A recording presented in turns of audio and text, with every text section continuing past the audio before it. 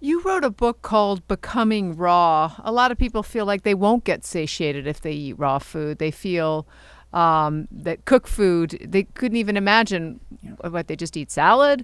Will you talk to us a little bit about raw food and a healthy diet and what your book is about?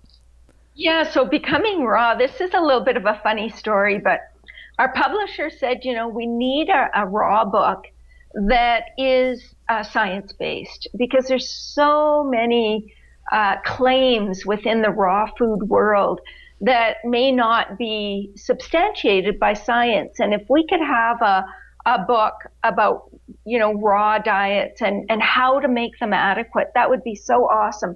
And my writing partner, Visanto, and I both said pretty much in unison, not a chance. We are not writing a book on raw foods because we were so exposed to so many of the myths within the raw food world that were so not substantiated by science that we didn't want to jeopardize our professional credibility by being mixed up in that world.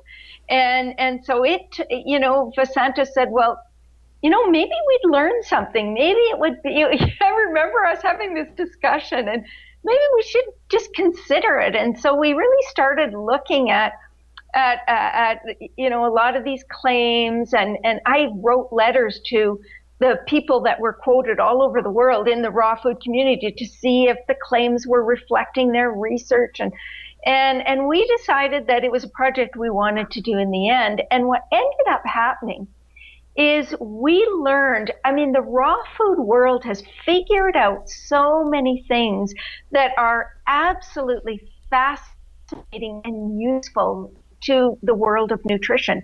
And so I think it was the book that I learned the most from doing, to be quite honest. It was absolutely fascinating. And so one of the things that it shifted my own personal practices in my diet. And yes, it was true. There were many claims that were unsubstantiated. And I think we basically shared the problems with some of those claims in that book. And I think we did a very reasonable job of that. But we also discovered some of the wonderful techniques in preparing foods that are common to raw food practice that are just extraordinarily wonderful. And so one of the things about cooking is cooking can reduce nutrients and phytochemicals, and it can also create products of oxidation. So you can create things like heterocyclic amines if you cook meat or eggs or any animal products which are known carcinogens. You can produce polycyclic aromatic hydrocarbons, which are, again, known carcinogens, and they're formed in anything that's blackened. And so it doesn't matter if it's animal product or not. You burn a piece of toast or barbecue something and blacken it, you're producing polycyclic aromatic hydrocarbons. There is acrylamide that is formed in foods that are high in asparagine, like potatoes, when you bake them or especially when you fry them. There's advanced glycation end products that are formed when this is part of the Maillard reaction when you brown foods. And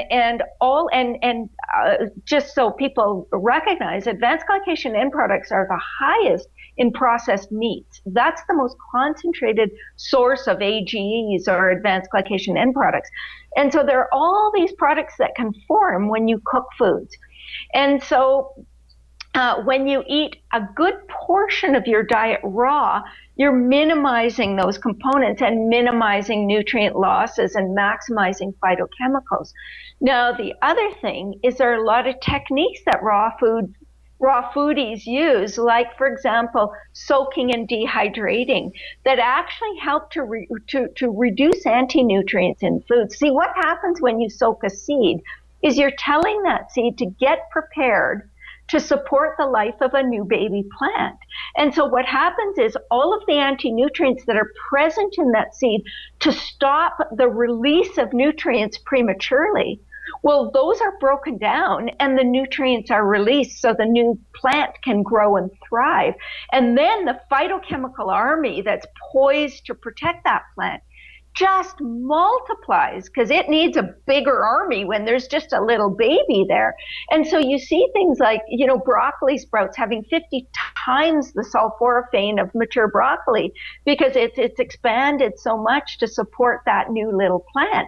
So you see a 5 to 50 time increase in phytochemicals. It's phenomenal. You see changes in amino acids and essential fatty acids when you soak and sprout food. So these are all really good things.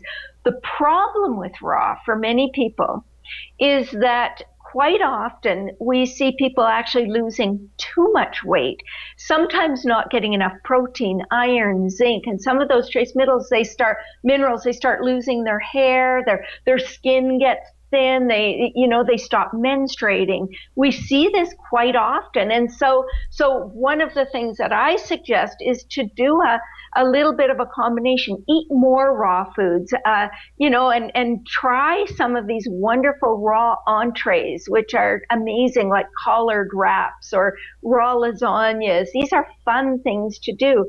And then have some lentil soup or something that's cooked. If you're wanting a really clean diet, then you cook the foods in a moist environment.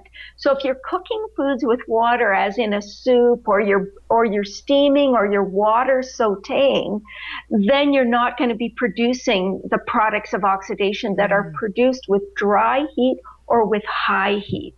And so that's really helpful. And so I think that's a really reasonable compromise. Now, it's not, from my own personal perspective, I eat a higher raw diet in the summer than I do in the winter because I live in a very cold climate and I want warm foods. My body wants warm foods, but I do try to minimize the high temperature cooking, the dry heat cooking. I make more stews and soups, but that doesn't mean I don't barbecue. I do barbecue in the summertime. I love grilled tofu and grilled vegetables. They're wonderful.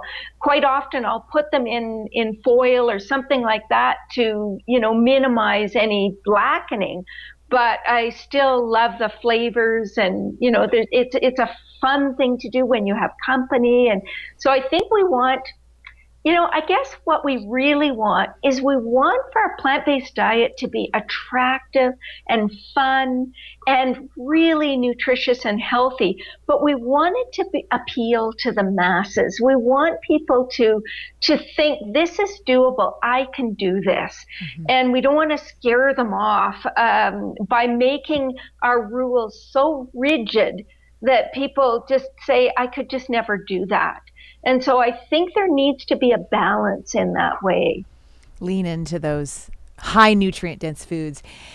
Yes. And then I have a question because I just got an air fryer. Well, I guess I've had it, a year now. That's high heat. It is high heat. And the studies are a little bit mixed. Now, air fryers don't produce the near the amount of acrylamide as oil fryers. Okay. Probably about 90% less. But they still do produce some, and they produce other products of oxidation. So one of the things that I would say is, while these tools are really fun and add variety and spice to our diets, they probably shouldn't be used every single day for, snacks and meals and, where more of a fun, a couple times a week kind of thing. We haven't really quantified it. So we don't know, we can't say that, oh, well, you'll definitely be doing damage if you use it every day. But just based on what we know to this point, it's probably prudent to not overuse it. Okay, I can do that.